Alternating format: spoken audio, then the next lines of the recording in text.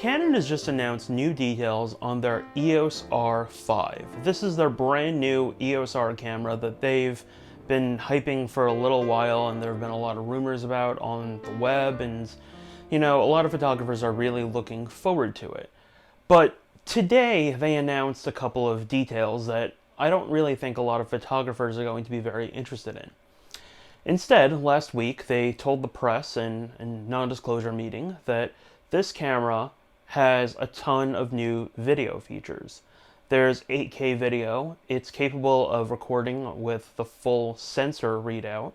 There's 422, there's a bunch of other things in there. There's also 4K video at 120 FPS, and basically they were saying that any HD video configuration that you could possibly want, you have. Now, when photographers are looking at that, they're not necessarily thinking about it in terms of like, oh, cool, there's more photos for what I do. Except if you're really going into cinemagraphs, which I think photographers should really take a look at. They're very fun. But I don't think that Canon would go ahead and put a feature like that in their camera. Sony had something like that with their Play Memories apps many years ago, and Sigma is promising something like that via a firmware update with the Sigma FP. But Canon, I'd be sort of shocked if they do it. It's not out of the question, of course, but it's possible. What I'm really wondering is if this is a camera that is truly for photographers first, and it doesn't really seem that that's the case. Now, this is why I think so. I think that early digital is repeating itself very much right now, because you have this whole mirrorless revolution. It's been around for a while. But you also have these companies sort of repeating things that they were doing many years ago. And with this, the EOS R5, you have basically what they were doing with the Canon 5D Mark II. They weren't necessarily thinking that, oh, this is going to completely change the entire industry, major motion picture movies are going to be recorded on this. They didn't even think that a whole bunch of companies to support DSLR shooting would come around. And I think that Canon's trying to do that right now, again, but to a lesser degree.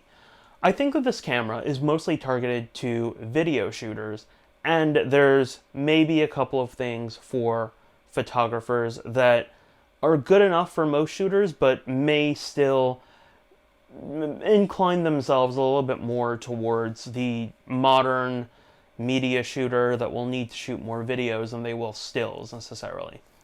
And I've been seeing that's a trend amongst many photographers and multimedia shooters. That's really what they're calling themselves, or visual artists these days. So this is a camera that probably could be more for the visual artist. And the reason why I'm really thinking that is because when you look back at the original press release for this camera, they talked very, very little about the features for photographers. They said that there's going to be a hybrid stabilization system involving the lenses and the sensor. This is the first Canon camera with sensor-based stabilization, but then there's going to be 20 frames per second shooting and a couple other things. But we don't totally know what the megapixel count on the sensor is yet. Now, if you were going to shoot 8K video, you'd need something that's at least 33 megapixels, so it's got to be higher than that. But I highly, highly doubt, or at least I hope, that they're going to be recycling the same sensor that you see in the 5D Mark IV and the EOS R, and probably a couple other cameras as well too. So let's think about this a little bit more. Who is the current visual artist that is predominantly being hired and used overall? Photography is being used, that's without a question, and it's still somewhat important, but video is also very highly in demand. There are a lot of clients that really just want you to shoot vertical video for Instagram and don't really care about anything else necessarily. It's more about social media marketing, and video has really been shown to hold people's attention a lot more than certain still images, or at least the majority of still images. There are lots of great ones out there that can make you look at them for a really long time. I mean, look at what was just announced with the World Press Photo Awards. The EOS R5 will most likely be a camera that is designed for the modern multimedia visual artist shooter. Something sort of like the Sony A7R IV or the A9 II, except not so much to the level of the A9 II, because this needs a higher megapixel count on the sensor. And who knows?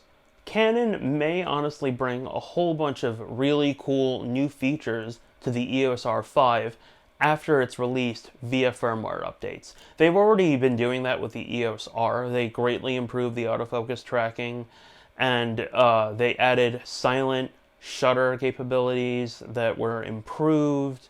I trust Canon to do this. Most companies, when you look at what they're doing, they sell you a camera and they give you a whole bunch of firmware updates, and at the end of the camera's life, you basically have a new camera. So you don't necessarily have to upgrade. You can, and hopefully they'll do a whole bunch of stuff that will make you want to upgrade and, you know, keep the photo industry thriving, but that's not necessarily the case. I mean, I'm seeing that with Sony. I see that sometimes with other brands as well too. My Fujifilm cameras, I don't upgrade every generation. I skip a generation and then I upgrade. So I had the Fujifilm X Pro 1, which I still love and I still own. I didn't get the 2, but I got the 3, and the 3 I'm in love with. Canon also did major changes with the 5D Mark II when it came out. At first, it came out with HD video at only 30p, but the industry was demanding more 24p. They really just developed 30p because back then on the internet, 30p is really what dominated videos on YouTube and Vimeo and a couple other places. So now they might try to find a way to tweak the video a little bit more. I mean, there's already going to be raw video output if you want that option. So that's pretty cool so far. So let us know what you think. What do you want to see in the Canon EOS R5 for photographers that isn't already in the EOS R? Something that I'm thinking about is maybe some cool stuff for astrophotographers. Or what about Bluetooth accessories? Like, I don't know, a Bluetooth flash that can be triggered via the camera? Something. I don't know. But I feel like they really should try to find a way to push this more for photographers and get back a lot of who their previous audience and customers were. Let us know what you think in the comments below. In addition to that, we're going to ask you to please subscribe to us here on YouTube and visit us on thephoblographer.com. Thanks a lot.